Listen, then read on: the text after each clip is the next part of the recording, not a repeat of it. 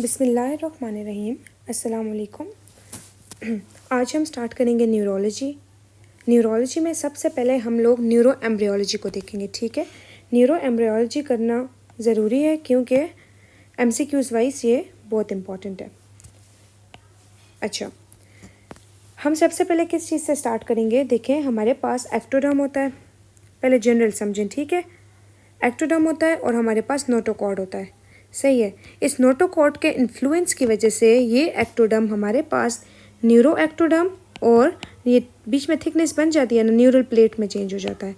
ठीक है, ये न्यूरल प्लेट फिर न्यूरल फोल्ड बनाती है जिससे न्यूरल ट्यूब और न्यूरल क्रस्ट सेल्स बनते हैं।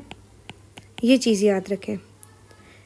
नोटोकॉर्ड की वजह से न्यूरल एक्टोडर्म जो था वो न्यूरो एक्टोडर्म और न्यूरल प्लेट में चेंज हो गया था जिसने न्यूरल फोल्ड बनाया और न्यूरल ट्यूब बना दिया और साथ न्यूरल क्लस्ट सेल्स बन गए। सही है। और जो ये नोटोकॉर्ड था ये खुद जो है ना ये चेंज हो जाता है न्यूक्लियस पल्पोसिस में। न्यूक्लियस पल्पोसिस में जो इंटरवर्टेब्रल डिस्क में प्रेजेंट होता है। ठीक है, ये भी हमारे पास MCQs के लिए ये पॉइंट भी इंपॉर्टेंट है कि न्यूक्लियस पल्पोसिस में नोटोकॉर्ड जो है वो चेंज हो जाता है। और ये जो अब न्यूरल ट्यूब बन गया है ना, न्यूरल ट्यूब और न्यूरल क्रस्ट सेल्स, इनसे क्या बनेगा? इनके डिराइवेटिव्स बहुत इंपॉर्टेंट हैं। ठीक है। अच्छा, जो हमारे पास न्यूरल ट्यूब है ना, न्यूरल ट्यूब वो इस तरह दो पार्ट्स में डिवाइड हो जाती है ना। एक एलर साइड होता है इसका और एक बेजल होता है। एलर जो होता है ना वो हमारे पास सेंसरी होता है, सेंसरी। एलर डॉर्सल होता है ना, डॉर्सल, ये सेंसरी होता है। और बेजल जो है वो मोटर होता है। ठीक है। अच्छा देखिए, यहाँ से अब ये चीज़ हमने कवर कर ली है। नोटोकॉर्ड जो है वो induce overlying ectoderm to differentiate to neuroectoderm and form neural plate. Okay. Neural plates give rise to neural tube and neural crust cells. Notochord becomes nuclear pulposus. Alar plate या dorsal plate ये sensory plate होता है and basal plate और ventral plate ये motor plate होता है। ठीक है। अच्छा, अब इनके derivatives important हैं। ठीक है, इनके derivatives हमने याद करने हैं। जो हमारे पास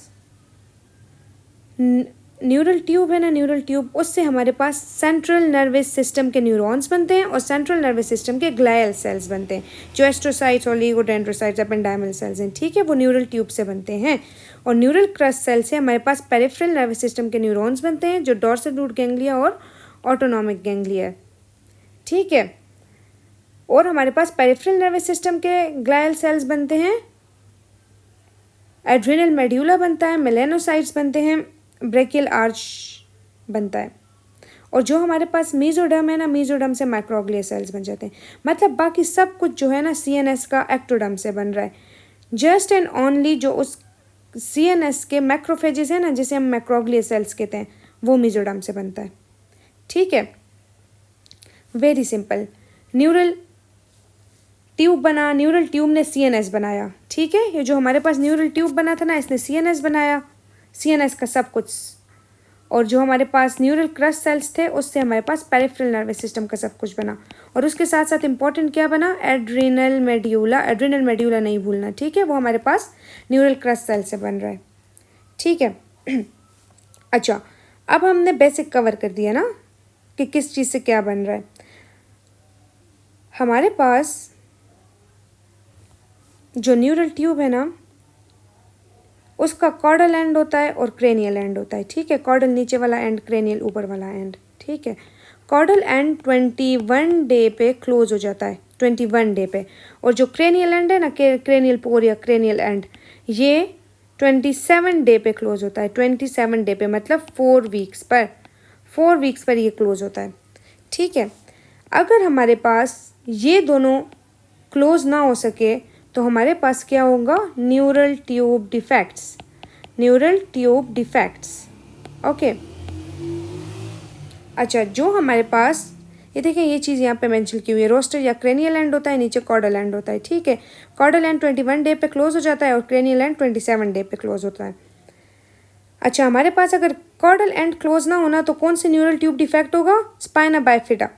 ठीक है, और अगर हमारे पास क्रेनियल एंड क्लोज ना हो तो कौन सा? या रोस्टल एंड क्लोज ना हो तो एनेंसेफेली होगी। ठीक है। अच्छा, इसकी डिटेल अभी हम पढ़ लेते हैं।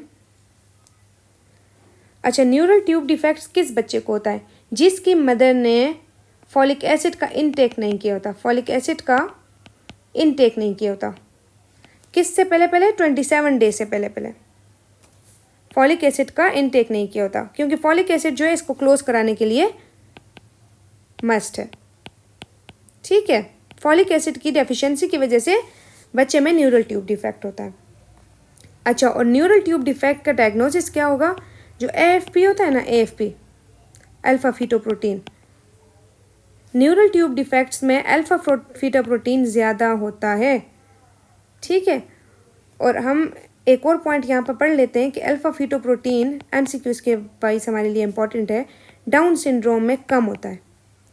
ठीक है, डाउन सिंड्रोम में अल्फा फीटोप्रोटीन कम होता है। ओके, अच्छा, अब हमारे पास न्यूरल ट्यूब डिफेक्ट्स हैं। न्यूरल ट्यूब डिफेक्ट्स में मैंने समझा दिया है कि cordal end cranial end, cranial end जो है वो 4th वीक पे क्लोज होता है और कॉर्डल एंड 21st डे पे। अच्छा, अगर हमारे पास जो कॉर्डल एंड का फेलियर हो जाएगा ना, उसकी वजह से हमारे पास एक कंडीशन होगी जिसे हम कहेंगे स्पाइना बाइफिडा ओकल्टा। ठीक है, स्पाइना बाइफिडा ओकल्टा के साथ क्या याद रखना है आपने कि हमारे पास हर्निएशन किसी चीज़ की नहीं होगी, सिर्फ न्यूरोप्रोड कोर्स नहीं हुआ होगा और साथ टफ्ट ऑफ हेयर्स जो हैं वो नज़र आ रहे होंगे, टफ्ट ऑफ हेयर्स। ठीक है, MCQs ऐसा ही आता है कि टफ्ट ऑफ हेयर्स मेंशन किया होता है। ठीक है, तो हमारे पास स्पाइना बाइफिडा ओकल्टा और ओल्ड एज के साथ आता है, old age. Spina bifida occulta old age में कॉमन है, ओल्ड एज में। ठीक है, फिर दूसरी हमारे पास कंडीशन है मेनिंगोसील। मेनिंगोसील में क्या होता है? मेनिंजिस जो है वो हर्निएट कर देते हैं। ठीक है, लेकिन बीच में कोई न्यूरोनल टिश्यू नहीं होता, सिर्फ मेनिंजीज होती हैं। अगर हमारे पास न्यूरोनल टिश्यू प्लस मेनिंजीज दोनों हुई, मेनिंजीज या न्यूरोनल टिश्यू बोथ, तो वो हमारे पास माइलो मेनिंगोसील है। ठीक है, और एनेंसेफेली क्या है? एनेंसेफेली क्या है?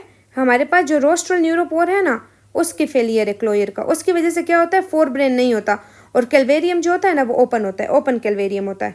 सही है, और फाइंडिंग्स क्या होती है क्लिनिक में? पॉलीहाइड्रोएमनियोस। क्यों पॉलीहाइड्रोएमनियोस होता है? क्योंकि सॉल्विंग सेंटर ही डेवलप नहीं हुआ होता ना, सॉल्विंग सेंटर नहीं होगा तो एमनियोटिक फ्लूइड ज़्यादा हो जाएगा। ठीक है, तो बस बेसिक चीज़ जो समझनी थी ना कि ये हमारे पास क्रेनियल एंड की जब न्यूरल पोर क्लोज नहीं होगा और स्पाइना बाइफिडा जब कॉर्डल एंड का क्लोज नहीं होगा। ठीक है, और स्पाइना बाइफिडा ज़्यादातर ओल्ड एज में होता है। ये चीज़ जो है ये मस्ट याद करने की है। सही है, ये थोड़ी बेसिक एम्ब्रियोलॉजी थी जो हमने करनी थी। ठीक है, अच्छा, अब सिर्फ ये चीज़ देखें, हमारे पास ऊपर वाला जो क्रेनियल एंड है ना, वहाँ पे हमारे पास फोर ब्रेन के लिए कैविटी बनती है। ठीक है, बीच में मिड ब्रेन के लिए और सबसे नीचे हाइंड ब्रेन के लिए, कॉर्डल एंड पे हाइंड ब्रेन के लिए कैविटी बनती है। ठीक है, जो हमारे पास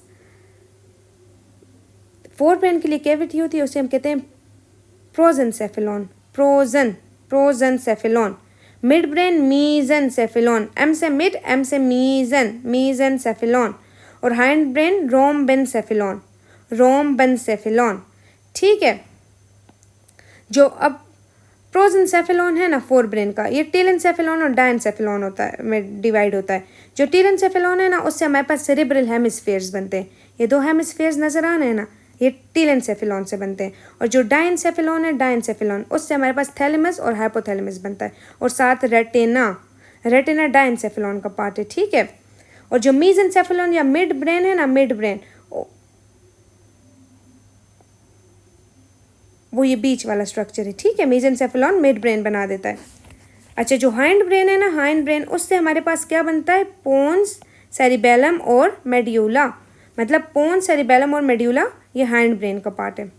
ठीक है, अब यहाँ पे हम इंशाल्लाह आगे वेंट्रिकल्स डिटेल में करते हैं। सिर्फ यहाँ पे याद रखो कि हमारे पास जो फोर ब्रेन का एरिया है ना, फोर ब्रेन का एरिया, उसके पास हमारे पास लेटरल वेंट्रिकल और थर्ड वेंट्रिकल होता है।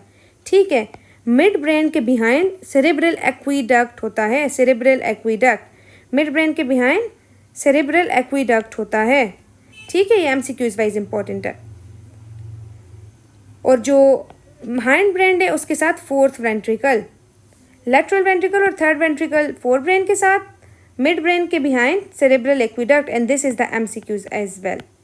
ओके, कि सेरेब्रल एक्विडक्ट मिड ब्रेन के बिहाइंड होता है और फोर्थ वेंट्रिकल इसके साथ, हाइंड ब्रेन के साथ।